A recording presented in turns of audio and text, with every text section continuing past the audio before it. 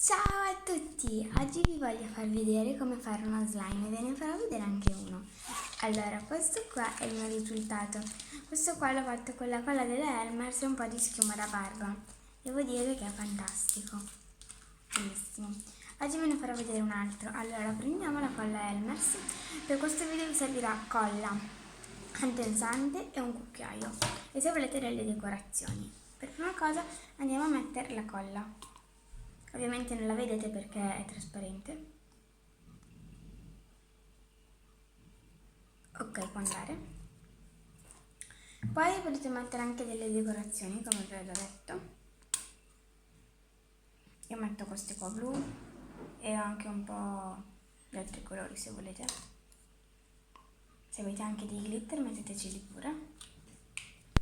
Ora mescolate in questo modo per farlo un po' colorato, ecco. Mescoliamo. Poi prendiamo l'addensante della Elmer's che ho già utilizzato, si vede che è un po' sporco. Prendiamo e versiamo un goccino per volta finché non si forma. Quando si sarà formato possiamo prenderlo. Mescoliamo e aspettiamo che si stacchi. Io per questo slime però vi consiglio una cosa di vetro perché si stacca di più, penso, un bicchiere di vetro magari, però per non sprecarli, perché se poi non esce non so come fare, quindi quello di plastica. Mescoliamo, vediamo com'è.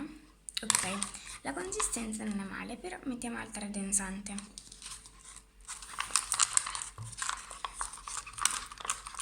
Ok, ci vuole tanto per mescolare.